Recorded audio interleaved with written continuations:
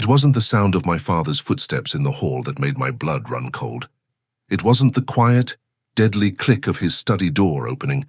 It was the chime, a single, clear, impossibly cold note that echoed through the silent house. It was the sound of a clock that had been dormant for 50 years. A clock I had been forbidden to touch, under penalty of the most severe consequences my father could imagine. In the deafening silence that followed that one single chime, I knew. I had finally done it. I had gone too far. My name is Maya, and my father is a collector of clocks. Our house is a symphony of ticking and chiming, a place where time is measured by a dozen different voices. But in the center of his private study, there was one clock that was always silent, a magnificent 7-foot-tall grandfather clock carved from a dark, almost black mahogany wood. Its face was celestial, with a sun and moon that were supposed to track the heavens, but they were frozen. Its hands were permanently stopped at exactly 3:07. My father had only one absolute non-negotiable rule in our house. No one was to ever touch the grandfather clock. Not to dust it, not to wind it, not to even breathe on it too hard. He said it was a fragile, irreplaceable heirloom. I thought he was just being overly dramatic. To me, a rebellious 17-year-old, the silent clock was a symbol of his rigid, suffocating control over our lives. And that afternoon, in a fit of pure, defiant impulse, I decided to break that control. I snuck into his study while he was out. The key, a heavy, ornate brass thing, was hidden in his desk drawer, exactly where I knew it would be. I opened the clock's tall glass door. The air that wafted out was ancient and cold, smelling of dust and something else. Something that smelled like old fear. I ignored it. I took the winding key, inserted it into the hole on the clock's face, and began to turn. The mechanism groaned in protest, the sound of gears that had been sleeping for decades being forced awake. I wound it tight. Then I pulled the heavy brass hands from their 3:07 prison and set them to the correct time, 4:30 p.m. For a moment, nothing happened. Then, with a loud, grinding shudder, the long pendulum began to swing. The clock was alive. I felt a surge of triumphant childish glee. I had conquered my father's most sacred rule. I closed the glass door and was about to leave when the clock chimed for the first time in half a century, a single, cold, resonant note. And that's when my father walked in. He had come home early. He stood in the doorway, his face pale, his eyes wide with a look not of anger but of pure absolute terror. He wasn't looking at me. He was staring at the swinging pendulum, at the ticking hands of the clock. "What have you done?" he whispered, his voice a ragged, horrified sound. "I just fixed the clock," I said, my defiant smirk wavering under the intensity of his fear. "You haven't fixed it," he said, his voice trembling as he locked the study door. "You've broken it. You've broken the seal." He explained the horrifying truth. The clock was not a simple heirloom. It was a prison. His great-grandfather, a man who had dabbled in the arcane arts, had built it to contain a malevolent entity, a time-eater, a spirit that fed on the life force of a household. The clock was stopped at 3:07 a.m., the exact moment the spirit had been trapped inside, its hands a permanent seal on the prison door. By winding it, I had started the countdown to its release. "The clock is now unwinding the spell," he explained, his face ashen. "When those hands reach 3:07 again in less than 12 hours, the entity will be free. It will drain the life from this house, from all of us." "Then we have to stop it, break it," I cried. "It can't be stopped by force," he said, his eyes now turning to me, his terror hardening into a grim resolve. "The magic is too old. The only way to slow it, to push back against the release, is with a counter-ritual. The founder of this prison decreed it. The seal was broken by an act of childish defiance. It must be reinforced by an act of painful parental discipline. A payment of regret is required to buy back the time you have stolen." He walked over to a heavy, sea-worn trunk in the corner of the room. He opened it and took out a paddle. It was a thick, heavy piece of wood, dark with age, with the image of an hourglass carved into its face. "I had hoped I would never have to use this," he said, his voice heavy with a sorrow that was even more frightening than his fear. This is the warden's paddle. Its purpose is to inflict a regret so profound that its energy can be used to reinforce the seal. The price for what you have done is high. He pointed to the large leather armchair. Bend over the arm of the chair, Maya. There is no other way. You must pay the price. My mind was reeling. This was a nightmare. A single stupid act of rebellion had unleashed a supernatural time bomb. With tears of terror streaming down my face, I did as I was told, bending over the arm of the chair, my hands gripping the cool, worn leather. The punishment was a blur of sharp, stinging pain and rising dread. With each brutal strike of the paddle, the grandfather clock in the corner of the room would let out a soft, almost inaudible ping, and its minute hand would tick backward by 1 second. My father was not just spanking me. He was using my pain as a desperate sacrificial currency to buy us more time, to literally beat back the hands of the clock. When it was over, I was a sobbing, trembling wreck, my body on fire. I looked over at the clock. The hands now read 2:15 p.m. The paddling had bought us a little over 2 hours, but it was still ticking forward. It wasn't enough, my father whispered, his face a mask of despair. The spirit is too strong. The punishment has only delayed it.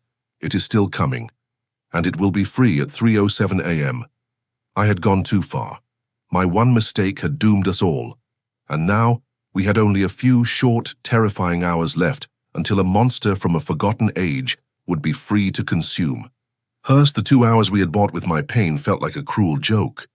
The grandfather clock, now ticking with a malevolent confidence, was the sound of our own impending doom.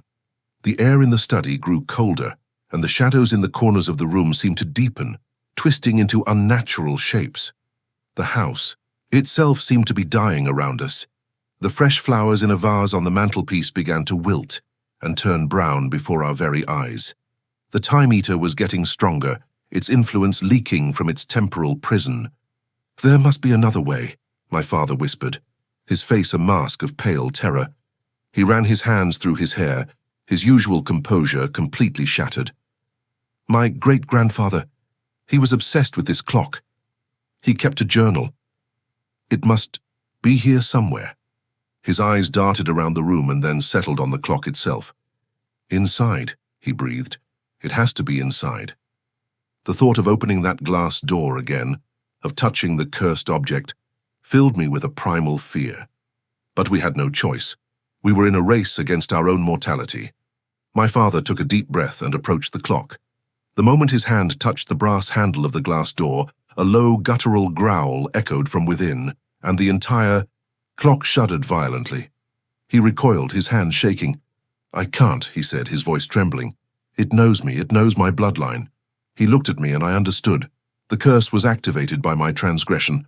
I was the one who had to face. My heart pounding, I stepped forward and pulled the door open. The wave of cold that washed over me was so intense, it felt like stepping into a winter night. I reached inside, my fingers fumbling along the back panel of the clock until I felt a small, hidden latch.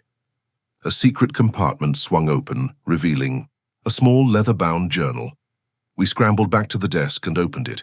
The pages were filled with the frantic, spidery handwriting of my ancestor, an alchemist who had dared to play with the very fabric of existence. The journal revealed the full, horrifying truth. The Time Eater was a parasitic entity from a realm outside our own. It didn't just consume life force, it consumed potential. It devoured the hopes, dreams, and ambitions that make up a person's future, leaving behind a hollow, empty present. The clock was the perfect prison, as it was a machine that could hold and control time itself. We frantically searched for a solution, a counterspell, anything. The final page, written in a shaky, desperate hand, held the answer. The Eater cannot be starved by pain, for pain is a memory of the past. It cannot be fought with force, for force is a struggle in the present. The prison can only be sealed, forever, by a willing sacrifice of the future. A sacrifice of the future. My father and I looked at each other, the horrifying meaning of the words sinking in. To stop the entity, one of us had to willingly offer it a cherished dream, a deeply held ambition. We had to feed it a future to save our own. The clock began to chime. It was 3 a.m., only 7 minutes left. The hauntings intensified. The shadows in the room coalesced, and the desiccated skeletal form of the time eater began to push its way. Through the glass face of the clock, its twig-like fingers reaching out into the room. "I'll do it," my father said, his voice resolute. He closed his eyes. My future. My dream has always been to retire peacefully, to watch my grandchildren grow up in this house. "No," I said, my own voice surprising me with its sudden strength. "It was my mistake, my defiance. I have to be the one to pay the price." My father looked at me, his eyes filled with a new, profound respect, but also with a father's heartbreaking sorrow. In that moment, I was no longer a child who had made a foolish mistake. I was a daughter facing the ultimate consequence. I closed my eyes and thought of my own future, my most cherished secret dream. Since I was a little girl, I had wanted to be an artist. I had dreamed of a small, sun-drenched studio in Paris, of my hands covered in paint, of creating beautiful things that would move people. It was a future so bright and vivid it was almost real. It was the most valuable thing I owned. The clock's hands clicked to 3:06. The time eater's skeletal form was halfway out of the clock now, its empty sockets fixed on me, a silent, hungry demand. I took a deep breath and stepped before it. Okay. Didn't fight it.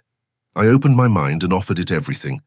The smell of oil paints, the feel of a brush in my hand, the sight of the Eiffel Tower from my studio window, the feeling of pride at my first gallery show. I offered it all up, a willing, total sacrifice. The entity let out a silent, psychic scream of pure, ecstatic hunger. It lunged, not at my body, but at my mind, at the beautiful future I had laid bare. I felt a profound, wrenching sense of loss, as if a vital, colorful part of my very soul was being ripped away, consumed and digested. It was a pain far worse than any paddle. The creature, now gorged and satisfied on the potent energy of my dream, recoiled. It flowed backward, its form dissolving back into the clock. The glass door swung shut, and the hands, which were just about to strike the final second, froze. Once again they were stopped, permanently, at 3:07 a.m. The silence that followed was absolute. The oppressive cold in the room vanished. The curse was broken. The prison was restored. I opened my eyes. I was safe. The house was safe. But something inside me was gone. The desire to paint, the images of Paris, the passion for art. It was all a blank space. It wasn't a sad memory. It was no memory at all. The price had been paid. My father pulled me into a hug, his body trembling with a mixture of relief and sorrow. We never spoke of the clock again. It remained in the study, silent and still, a permanent monument to the night I had gone too far. I had learned my lesson, not just about the danger of breaking rules, but about the profound weight of consequences. The spanking had been painful, but the true punishment was the quiet, empty space in my soul where a beautiful dream used to be. It was a harsh life lesson, one that had cost me my future to save my present.